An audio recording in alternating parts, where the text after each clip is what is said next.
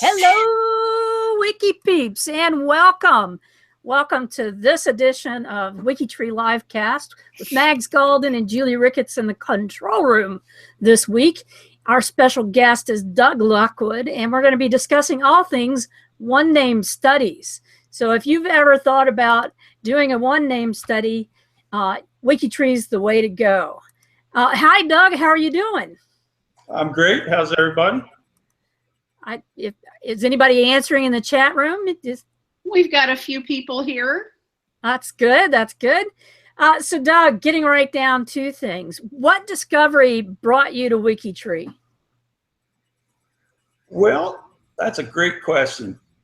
Really, I was working on my family tree and was still a minion. I was still learning the ways, and wasn't so sure I knew exactly what I was doing. So I started Googling on the internet my surname, and then WikiTree came up, and I was like, well, what's that?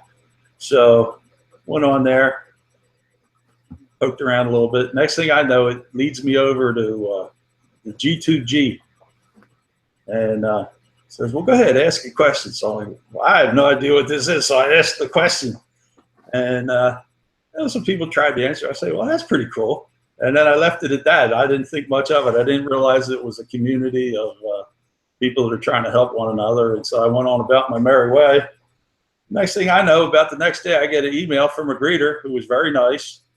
I'm trying to remember who it was now. I'll think of it. Anyway, really nice person. Says, why don't you think about joining? And I was like, what is this, a scam? And thought some more about it, tried it out. I said, well, it's free, I'll try it. And then the rest is history. It's great. So it's one thing has led to another, and here we are. Here we are. Now, when Doug mentioned G2G, I just want to make sure everybody understands that is short for genealogist to genealogist, and that is the name of WikiTree's community forum. So if you log into WikiTree and you run into some problems, you want to get some genealogy help, you just want to ask a general question, you go to the G2G to ask those questions. Now, Doug, on to one-name studies, and then we'll get into some deeper stuff in just a second. One-name studies on WikiTree are an incredible way to work our genealogy and the DNA. Tell me what specifically brought you to an interest in doing one-name studies. Another great question, but really that was what drew me to genealogy in the first place, was trying to find out more about my surname, Lockwood. And so again, I was doing some Googling on the internet and came across a study, a Lockwood one-name study that is still run by Peter Lockwood, and he's a member of the Guild of One-Name Societies. And started looking through the things. I had pieced together some stuff about my ancestry, but it was hit and miss. And then all of a sudden, I go in, and just by luck, one of the family trees that was part of his study was my family tree. And I started looking at it, and I was like, holy, wait a second here. This is the holy grail. And I found all kinds of stuff. And I was like, all right, I'm hooked. And so I got in contact with Peter. Next thing I know, we're chatting, and I'm learning all sorts of neat things. And now I put it on WikiTree, and I'm so thankful for that. So that's what got me interested, and also what led to it ties back to your first question about how did I learn about WikiTree. I was looking around trying to find some more things about what Peter had told me about the one-name study. So that's how it all began. I'm going to go ahead and do a screen share here with everybody, because we're going to do a little bit of a presentation on WikiTree and one-name studies. I also am going to continue to ask you a few questions in between. And mainly is Alison Andrus and you have really worked hard to get the name study project pages consistent.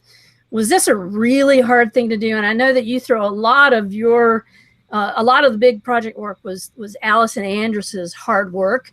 Want to tell us just a little bit about that? Well, I'll start by answering the question. No, it wasn't hard work because Alison did all the work. But I think it was extremely hard work for her. I did some, but she just put together the most magnificent FAQ page for the one name studies project on WikiTree, and it's just, it answers pretty much everything. It's so easy to follow. I've tweaked it some, and how I've tweaked it is just essentially to address questions that I was asked, still was getting asked, but it's really been great. And Alison, I don't know if you're watching, but thank you, Alison. Unbelievable job. And about the only difficulty I still have is a lot of people are new to genealogy that come to WikiTree, and that's great. That we want new people too, but they forget sometimes to ask me to redirect their study so that it shows up in the one name studies directory so that other people on WikiTree can find it. But aside from that, no, it's pretty simple nowadays. Okay, well, WikiTree and one name studies.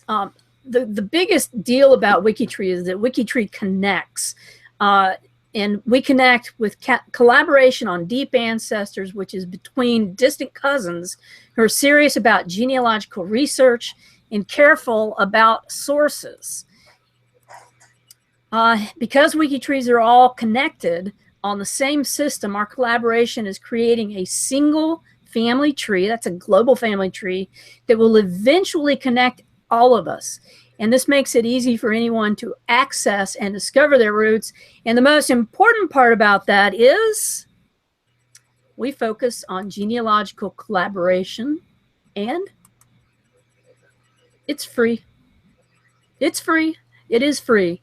So, Doug, we were talking about how one would actually get started in doing a one name study. What is the very first thing that someone would want to do if they're thinking, oh, I think I need to learn a little bit about my surname? What would they do? Okay, well, that's a great thing. I mean, it's really a good thing to want to learn about your surname, and you'll find out that it will be helpful. Before you start a one name study, though, you should decide what goals is it that you want to accomplish. I mean, most people probably, I'm guessing, would want to try to break through brick walls and get past their great whatever grandfather and move back in time, and also try to see if, like, say for example, your name is Jones, and well, that's not good to use. Let's Wood. Well, I'll use that, but. And you're trying to connect, you want to see if you're related to another branch of Woods somewhere else, and currently there's no traditional genealogy paper trail that suggests that you are related. This would be a method to, or a goal to try to accomplish, seeing if there's a common ancestor between distinct lines.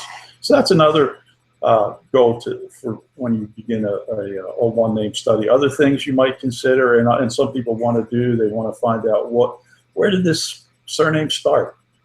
How did it start? So that's a goal. And then another one beyond that might be, well, okay, so it started in this one place, but where is it now distributed, and how did it get there? What was the immigration pattern? So there's different ways to go about your study. And you have to decide what it is, and then you set up your study accordingly. Now, on the project page, we have very detailed directions on how you go about actually creating the paperwork and then the format to use to start your study, and that's outlined nicely. And there's a nice a list called, right on the project page, called the before you start your study to-do list. So all right, we'll be I don't think we'll be touching too much on that, but we're going to be moving along now and discussing some of the specifics.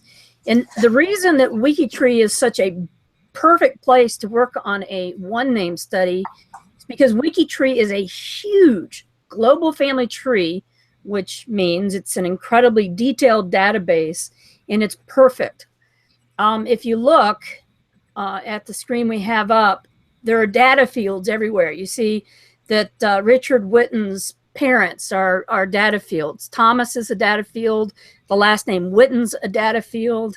The wife is a data field. All the kids are a data field. Where they lived was a data field, is a data field.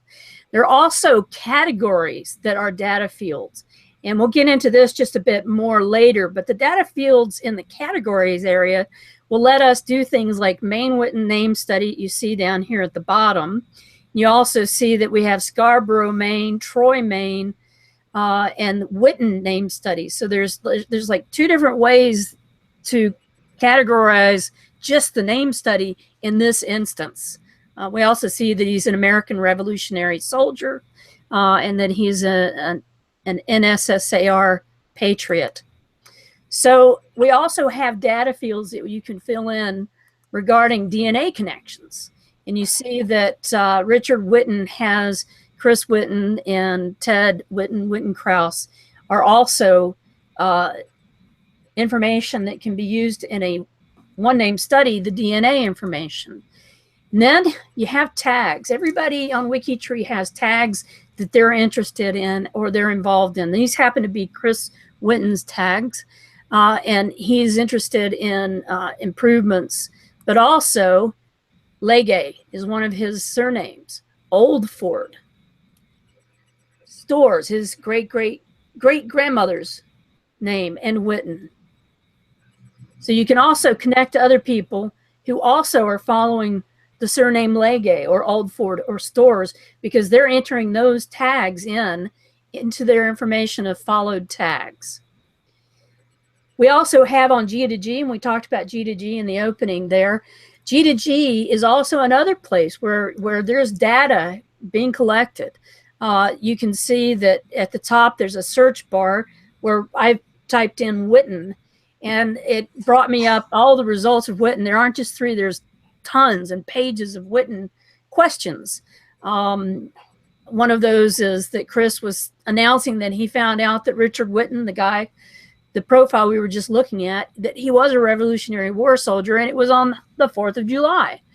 But parents of Bridge Witten, born 1795 Maine, and that's from Lisa Hanson Leach. So we know that she's also researching Wittens of Maine. It might be interesting for us to connect with her. So there's lots and lots of data that's being collected on WikiTree, which makes it prime for doing a one-name study.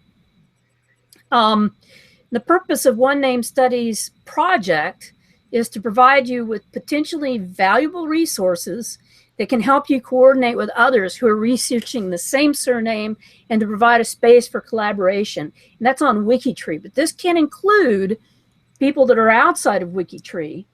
Doug, do you have any comments about people bringing in people from outside and the collaboration on One Name Studies here in WikiTree? Oh, I think some people have done that, and then they ultimately become WikiTree members themselves. WikiTree is just a great hub to use to centralize your information. But you know, people that are members of the Guild of One Name, the Guild of One Name Studies, or the Surname Studies, just, you know, there's no, you know, you can have more than one study. They all accomplish the same goal, and WikiTree is a great place to use, and it has a very interactive database.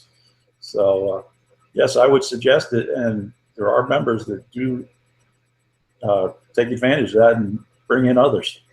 Roz Haywood would be one that comes to mind really quickly. Absolutely, yep. Yeah, she's a member of the Surname Society, and I ran into her when I did a similar presentation there 2 years ago, and she's really gotten active in WikiTree and is really using WikiTree for good work for name studies. Is Roz in the chat, Julie? Yes, she's listening today. All right. Hi, Roz. Speak up. She does a great job. Yeah. See the One Name Study Index pages for a full list of surname studies. And here's just an example of parts of that. It goes on for pages and pages. If you notice, there's not one for Galden. So I need to get on that. Yeah, what's up with that? Yeah, I don't know. Yeah, I have 4 surname studies on the go, though, or 3. So if you want to start a one-name study on WikiTree or join an existing study that's going on as a collaborator, you can ask Doug. Don't ask him right now because he's a bit busy. But you can ask Doug, and he'll give you that spiffy project member badge. And be sure to add one-name studies to your list of followed tags, and that way you'll see all of the discussions on one-name studies in G2G. So One Name Studies project, this is kind of some of the information that Doug was touching on. You can join an existing study or create one of your own. So if you do create one, and this is something Doug mentioned, you want to make sure that you contact him so that he can do the redirects and make sure that the tags are correct for your One Name study so that your project is has the best chance for being successful and that it can be found by other people as well. Doug, you want to cover some of the goals here? Or? Oh, well, really, your goals are what you decide they are. But I'm looking at the page that's up here. What you do, and it's really self-explanatory, and I don't think you'll have any trouble setting up a study. But the idea, you just create a free space page, and then you format it according to what your goals are. So if you're trying to, for example, like on my study, what I do is I'm trying to find unrelated lines of Lockwoods and try to figure out commonalities between them. But if you're, and I've seen other studies where they're not doing that, where they're, I think on the Smith study, for example, the first thing they're trying to do is, there's so many of them, imagine having that for your study, is to just figure out where they all are. And then the next thing they're going to probably will then be launching into some DNA comparisons. I know Campbell Braddock, he's also very interested in doing a great job with his study, just like Roz is with hers. And he's in the process right now of just getting all the Braddocks into categories by geographical location. And I'm sure at some point he will begin to try to figure out what their commonalities are. So anyway, I forget exactly what your question was. I was talking about goals for a One Name study, but I think you oh, yeah. So it's the goals. For yeah, the project. they're your goals. I'm sorry, I couldn't hear the rest of it. That's okay. It's for the project goals. And the project goal is just basically to help people create One Name studies. And this next slide that I have up is a very busy slide. It's got lots of information on it. You don't have to try and write it down right now or remember it or do a screenshot. The slides are available for you on the LiveCast page. They're also available in the multimedia project presentation area if you want to find them there. So the slides are available in PDF format, so you don't have to write all this stuff down. But basically what you do is you create a free space profile, and then you let Doug know that you've done it. So there's another thing that's also available, and this is for the British Home Children's Project. But this is a template for creating a project page. And to have a template that you can use to fill in the information for your One Name study, it would be the exact same as this, but it would ensure that you have consistency between projects. So if somebody is jumping between projects, between surname projects, they'll be able to identify the basic parts of the project and be able to find what they want. So a project name and the mission, you want to make sure that you have a how to join information, the goals, and if there's a Google community associated with the surname, make sure you add that. If you have links off to either Goons or to the Surname Project, the Surname Society, you have links off to your surname information on those two places, and then a list of participants. It just, the templates are a way to make sure that things are consistent with the way that projects need to be set up on WikiTree. So getting started with One Name Studies project, DNA is huge. Have you done your DNA, Doug? Yes. And and do you have that incorporated into the Lockwood project? Yeah, on my page, my One Name study, I have my YNA results up, and I only have, right now on my own page, I only have one other line of Lockwoods, but I don't have that DNA. That was a big Lockwood line that came to the U.S. in the 17th century and was based in New York. Mine came later from Yorkshire. But I'm trying to do pretty much the same idea as what Peter did. Yeah. But yeah, DNA, I'll tell you what, DNA and One Name studies are like peanut butter and jelly. They go together. Two peas in a pod.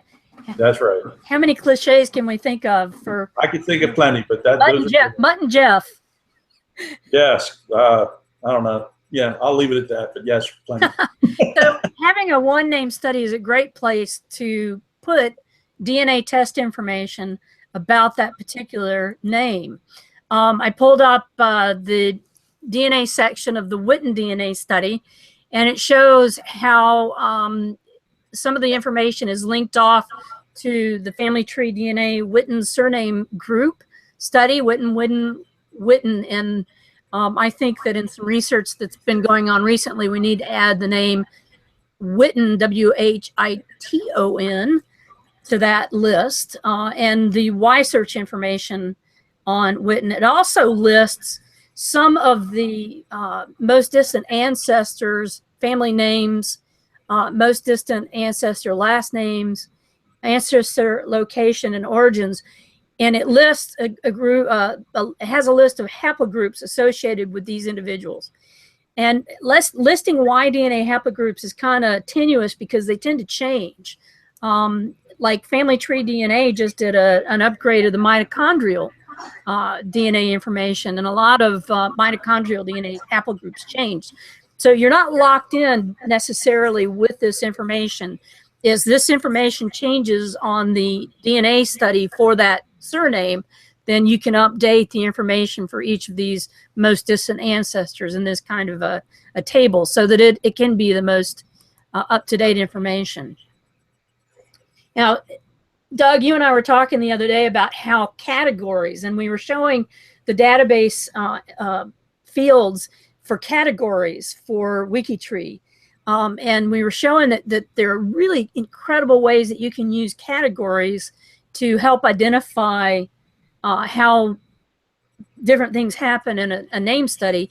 So we just have a basic example up on this slide that shows how you would format the category to add to each one of your profiles with the bracket category colon Lockwood name study and then bracket after that. We also talked about creating one name study categories that combines a surname with a location. Do you want to go into that a little bit and tell us some of your ideas? I'd rather defer to you. I always get those categories mixed up, and then I have to read about them. Then I get them right. But I've got some more information about categories coming up. But one thing to do is don't use an S on the surname when you're ending with a one name study, because the S on the surname will basically change the spelling of the surname. So it's not Lockwoods, it's just going to be Lockwood. And add state, provincial categories to it. So this is a category hierarchy for just a name study. And the very top hierarchy is category one name studies. The next one for this sample is flower. And if I'm pronouncing it wrong, give me a call. Flower name study, and then category United States flower name study, category Pennsylvania flower name study, and then getting on down into the locations, Franklin County, Pennsylvania flower name study. That information is given on the project page as well. And here is the flower category page. So you see that there are several flower name studies by location, North Dakota, Wells County, North Dakota. And you see some of the lists. This is obviously not a full list of the flower individuals who have the name study category on their profile pages. And here is a category by location. The top category would be United States, and then United States name studies, then a category Pennsylvania, then Pennsylvania name studies, then Pennsylvania flower name study, Franklin County, Pennsylvania name studies, category Franklin County, Pennsylvania flower name study. And I want everybody to say that 4 times really fast. We'll see how you do. Do not ever put the category one name studies on your profiles, because that is a top level category and should only be placed on the surname study category page and the project pages. That's just an extra note. And here is an interesting way that I've used the categories for the Templeton name study. Shout out to my co-leaders on that, Ron Templeton and Jack Templeton. we were using the DNA known haplogroups for individuals, and we were identifying the places where we have found individuals with that haplogroup. So in Ireland, we don't know where this guy is from, but we know his haplogroup is I2b I-M233. And in County Antrim, this is actually my line, is R1b, so M222. So we know that those two lines originated in Ireland. They did not originate in Scotland. They originated in Ireland. And I know that the RM222 actually go back to the O'Neill clan, which was around the 500s in Ireland. So my Templetons are a very Irish family, even though in 1949 in South Carolina, they created a Scottish clan, and we have a tartan and everything. In Scotland, here is another County of Perth I2b I-M233. So you go down and you can see that there are some people in Indiana. We have people in Kentucky, Oklahoma, Missouri, down into North Carolina. We've got 2 or 3 different people in North Carolina. There is another subclade that we don't actually get far enough down in the list to see where they're located.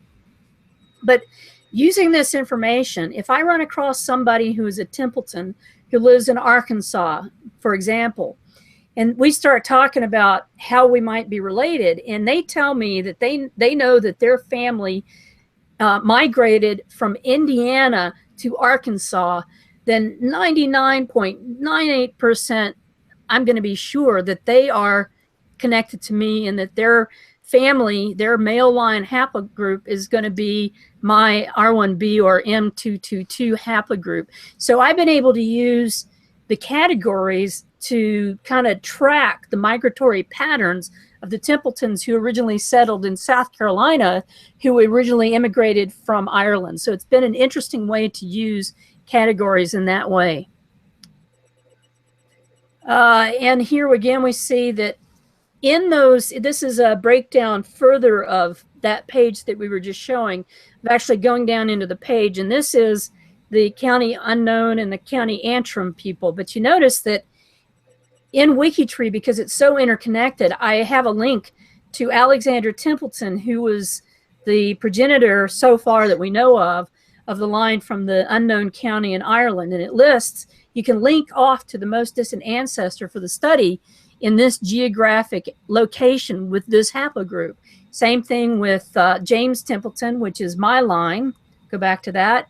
And whose father was Robert Templeton. And Robert is the fellow who came over from County Antrim. James, Robert, and John. So that's a really cool way to use it. Julie, we have any questions from the chat or anything? No, they were talking a little bit about the Guild of One Name Studies. It was Doug Beasley gave us a price per year. It was $15 per year to get started with that.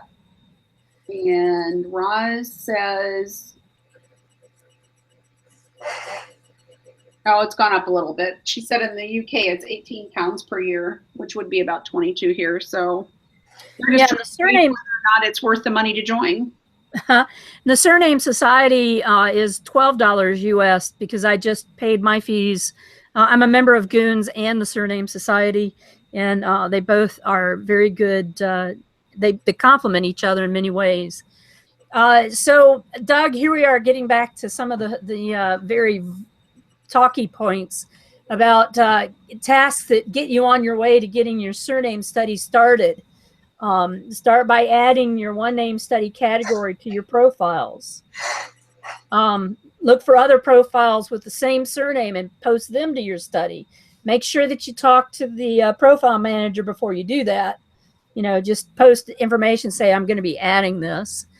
Invite members that have the same name, who are researching the same name, to join your study.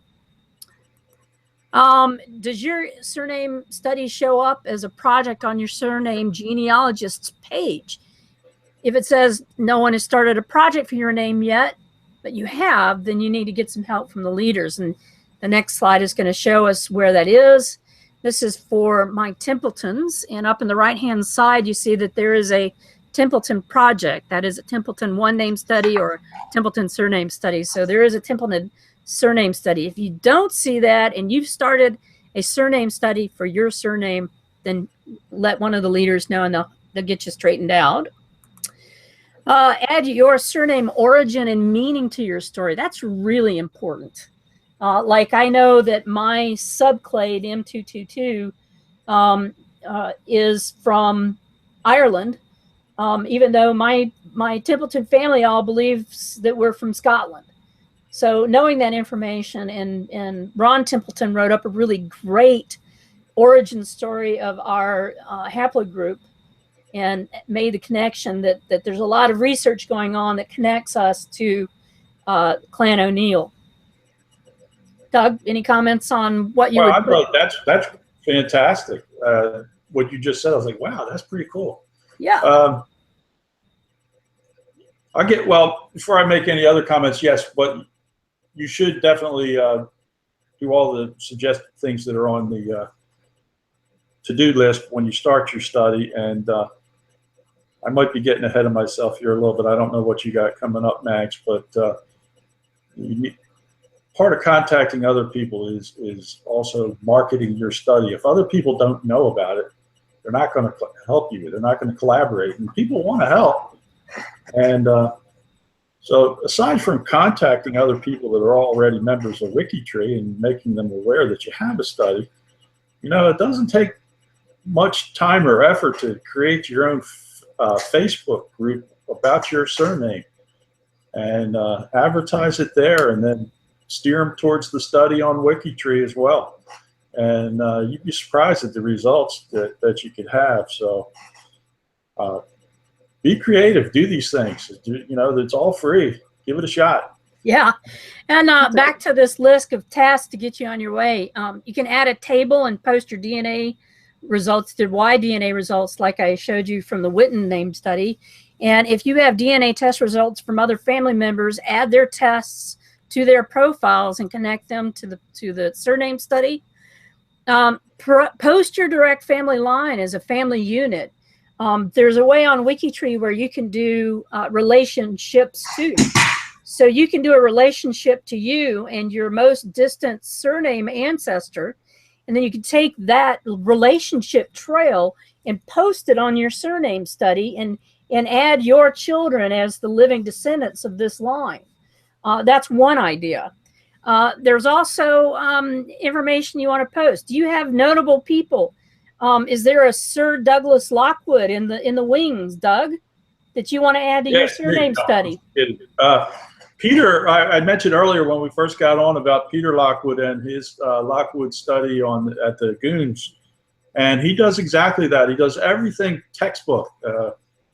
Has all the DNA from I think now something like 56 different Lockwood lines, and then talks about where they're from, how they're distributed, who's famous.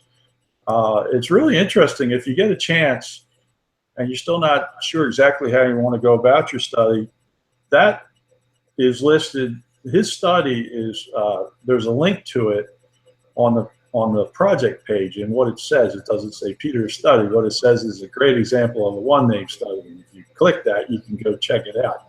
It's worth it. And you might get some good ideas. Who knows?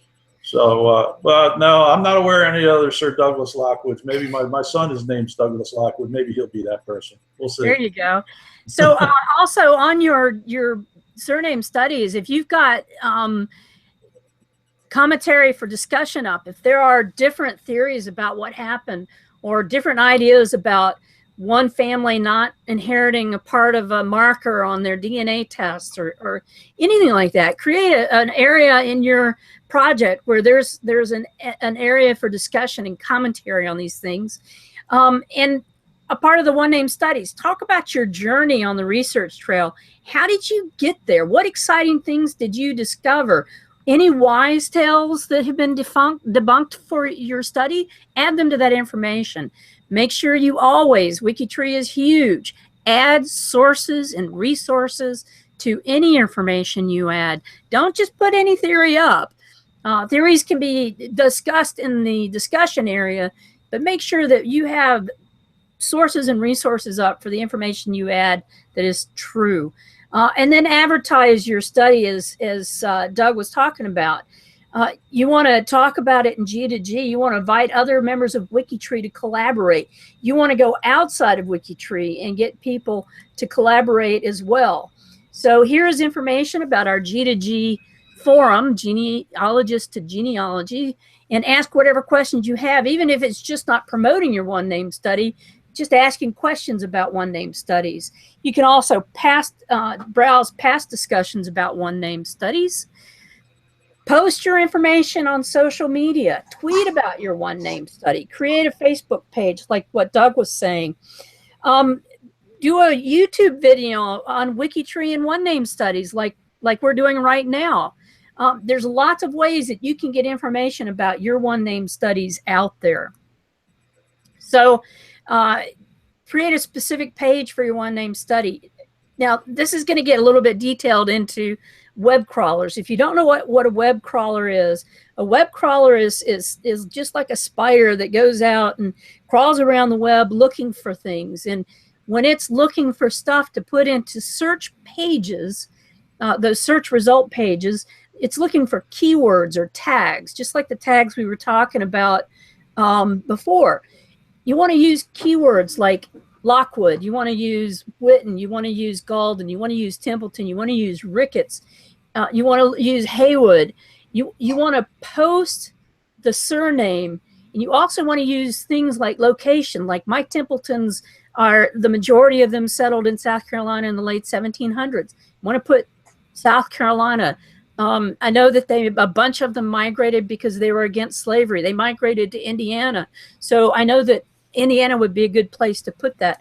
Put in Templeton and Indiana. You might have people who are looking for a surname and a location together. So think about the tags and the keywords. Think about what you would look for if you were looking for your name study.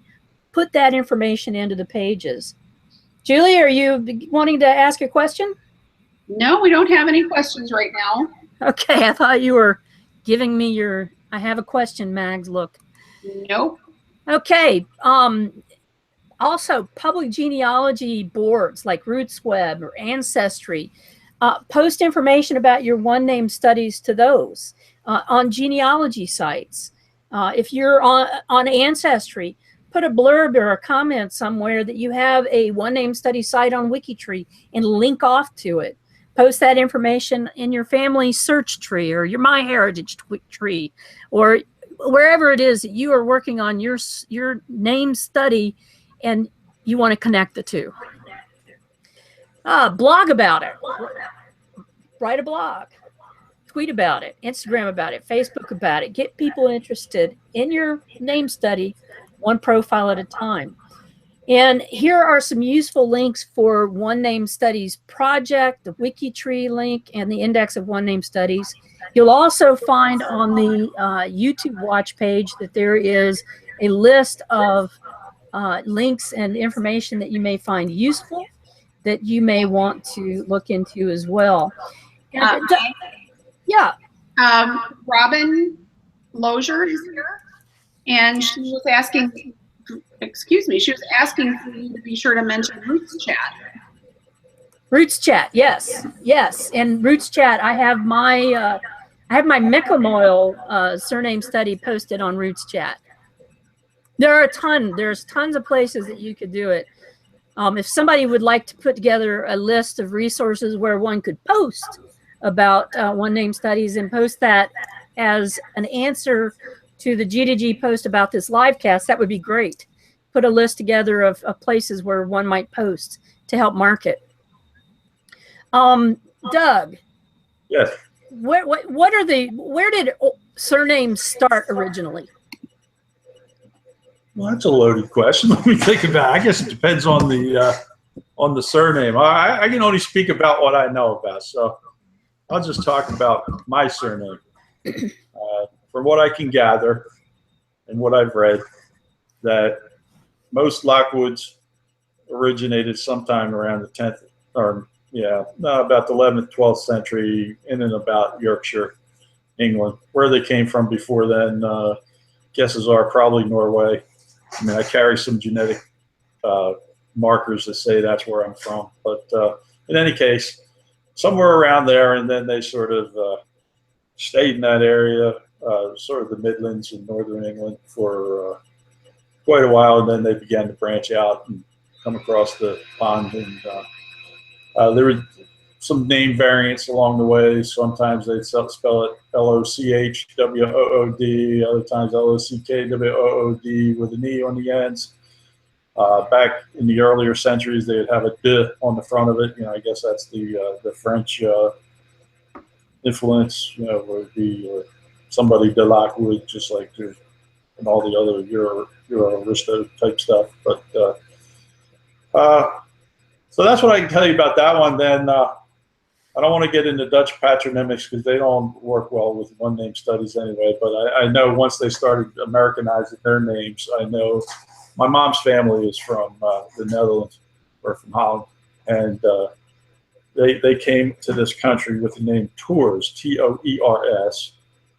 I guess Americans didn't know how to, or English rather, didn't know how to spell it, so they started spelling it T-U-E-R-S because that's what they did. And then after that, people didn't know how to pronounce it, so then all of a sudden it became T-U-R-S-E.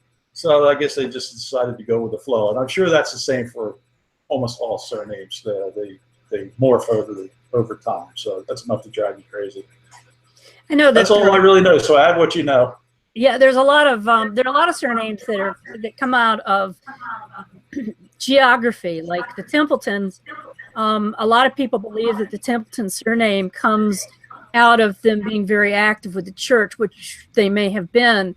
But in the research that I've done on the Templetons, it's usually talking about a hill or a bald mountain, and it's like the Temple Dome kind of thing, rather than the fact that we were Knights Templars or temple dwellers or that kind of thing. It relates to a hill. There's a big bump out there, and that Jack lives next to us, so let's call him Templeton because he's temple-domed. Well, I left that part out. Yeah, I did see that when the Lockwood, supposedly the Norse part of it, the Norwegian part is lock, or nah, I might have said that backwards. But anyway, it closed woods, meaning the people lived in a closed woods, so like a thicket area of Yorkshire. So. And then there are also gilded names like Goldsmith. Somebody who worked in a smith was a smithy was a blacksmith, or someone who worked with jewelry. They were goldsmiths. Or something that I just read recently, Roz, you'll like this, is that Haywood is a name of people who kept the cattle out of the fields, and they were called Haywards or Haywoods, which I found pretty interesting. So there's lots of reasons that surnames started, or how people chose their surname, and a lot of it had to do with that's Jim from Ireland, or he's from this village. So like Charles de Gaulle is from the village Gaul, and his ancestors were de Gaulls because they were near the village of Gaul. I find that kind of stuff and that stuff interesting. The Mechamoyles, who are also it's my rarest name that I have, and that name, if you listen, I can't pronounce the Irish, but they were mule handlers, so they were Mechamoyle. Interesting. So 551 people have the badge on WikiTree for the One Name Studies project. How many One Name Studies are there? Do you have any idea? There are 1,437, if I've done it correctly. That is amazing. That's a lot of One Name Studies. Can anyone lead a One Name Study? Sure. You remember a WikiTree? You don't have to have any special talents, but persistence is good. And start a free space page and then invite people to collaborate. And the power of collaboration will make you expert in no time. Make you expert in no time. I like that. And is there a template for the sub-project pages or for the project pages yet with the One Name Study project? I think there is, Mags, but I can't speak exactly about it because I saw it on the project page. I don't think I used it.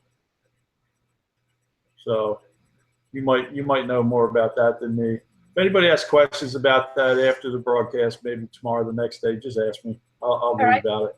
All right. How does one go about joining a name study other than creating one? So if they find a name study, do they contact you, or do they try and figure out, how do people know who the coordinator is for the one name study? Well, what they do, some people will ask me. Other people will directly contact the person that's listed as the profile manager on the free space page. And you can do either, but really, if you ask me first, I'm just going to contact those people and say, would you please include this other person in your study? And then, yeah, they're going to say yes, because that's what they want. So don't be afraid to contact people. They're trying to get others to participate. Or post a message in the comments section on the profile page for the name study. And you'll get the attention of the profile managers that way too, or you could PM them. Yeah, that's it. The comment page will work great. Are there any requirements for joining a project? Do you have to be a member of that clan?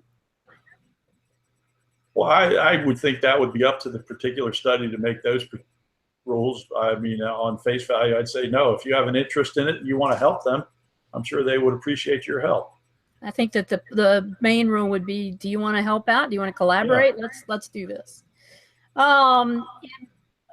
What constitutes being active in a project for you? What do you expect when you hear someone say, hey, I want to be involved in the project? What do you expect from them? Well, personally, when I got involved in one name studies on WikiTree, I just assumed that it was a self-study type thing, and then if you invite others, then it's a group study thing, and you work at a pace you all decide it works for your particular project. So to me, it's not like school. I mean, if you want to help, you help. If you don't want to help, then just don't get in the way. But there's no tests, no grading. No, so you do what you can. It's there's no pressure here, and if you get an artificial pressure, maybe just talk to one another and figure out what's what. But no, it's no timetables, no schedules. That's all self-imposed. What kind of projects are you involved in outside of WikiTree? Outside of WikiTree? Yeah. Is there a life outside that? I've heard that before. I haven't seen life outside of WikiTree for 3 or 4 years here. That seems to be a common reply from our guests, though. Well, I spend a lot of time on WikiTree for the past 4 years because I had some serious surgery, and so I couldn't do much for. Well, now I feel great, but a few years ago I couldn't do anything. That's why people are like, "Oh my God, he's on G2G again. How could that be?" It's because I couldn't do anything else. But I'm an avid gardener. I've been a landscape designer for 30, 40 years. My children were big time competitive swimmers, so I got all involved in U.S. swimming, being an official and those sorts of things. And community activities. I ended up getting hooked into being the regional president of the swimming association more than once. Boy Scouts, Scoutmaster thing, the whole bit. So, I don't know. I don't like letting grass grow under my feet. So I stay active, but I do enjoy genealogy. I absolutely do. I just like it. And WikiTree, wow, what a nice venue for me to have fun. So that's a great idea, and that's a mindset that I think a lot of people have. Is WikiTree is just so great. I might have got bored with it if it had just been, it's like I have a membership to Ancestry, and I do that a lot, but everything I find there ends up on WikiTree, and there I don't really get other than what people send me messages, and that's here and there, but here this. You're off on your own. One more question for you, Doug. What is your favorite color? Oh, should I say something like this, or should I be politically correct? I don't have does that look orange enough?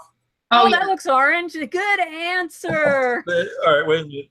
I'll have to, I'm advertising like Ulta bags, but I don't have any orange yet, so maybe this will work. No, doesn't work, but there you go. Orange. Julie, you're a man after Julie's heart. She loves hats of any kind. Hats are cool. So we're going to move on now to our Friday numbers. We are really growing. Our shared tree includes 13,620,144 profiles shared by 391 genealogists. That's a lot of people working together on something. That is just incredible. On to our G2G post. Julie, did you try and wrangle any of those great answers to our question of the week, which was, have you discovered any real characters in your branches? We had some really awesome characters in our branches. So many and so long that I'm not going to try and go through all of them here today, but I wondered, Doug, you had talked about John Merritt, who was a rebel that you posted about. I wondered if you might want to share. I know I'm putting you on the spot here, and if you don't want to, that's okay. But do you want to talk about that for just a minute? Yeah, actually, he wasn't a rebel. He was a Yankee. But no, you're right. It was a rebel bullet. He is one of my wife's second great grandfathers, and was from I don't know, upstate Pennsylvania, near Binghamton, up that way. It's like Susquehanna or something. But he was in the war, and I don't know. And from one of Linda's aunts, I got a newspaper article that talked about him getting a bullet removed out of his leg, like maybe 30 or 40 years after the war. And the stuff they were talking about, I was like, holy cow, man, you couldn't make this up. And actually, I think he probably did, but I mean, I don't know that for sure, but I'm like, holy cow, man, the guy, let's see, he enlisted, and then he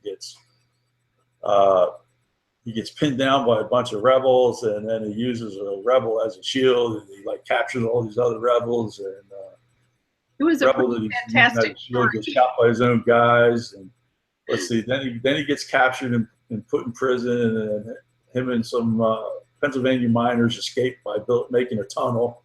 Then he gets back in the war, gets shot again. So I'm like, all right, this guy, I don't know about this guy. Yeah. But anyway, it is a fun story to read. He was definitely a character.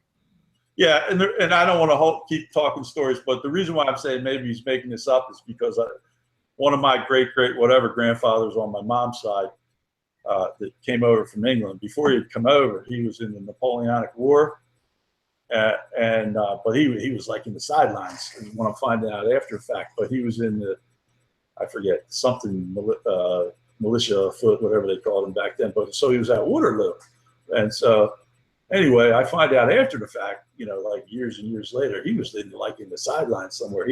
Wasn't even in the battle, but he started telling stories when he lived in Brooklyn. Heck, you would have thought he accepted Napoleon's sword. So, I mean, That's funny. Well, there are some really great stories out there. There's some long stories that were they're wonderful. I highly recommend everybody go out and take a look at this thread. That's the question of the week in G2G. Yeah, we've had some really great threads recently where people have just shared so much, and this one has just some really, really fascinating stories. Please go out and take a look. I also want to touch on the Saturday sourcing sprints for today. Let's check March's numbers. Ann B is up to 8. Janine Barber is up to 12. Roz coming in at 12. Debbie Hogue, you're up to 42. 79 for Mel Lambert. Go Mel. 2 for Michael Miranda. Debbie Matlack up to 57. John Noel, you are up to 200. You go. You go. Wow. Isabel Racino is up to 46. Kelly Rishore is 19. Maureen Rosenfeld, you're 10. Liz Shiflett, 10. Charlotte, you're falling behind. John's really got you. 109, and John Sunsner is at 2. So they're 598 total as of March's numbers. I also want to mention the Connection Combat on WikiTree, which is a monthly game run by the Notables Project, where 2 profiles of notables are announced on G2G, and connections are made to the global family tree.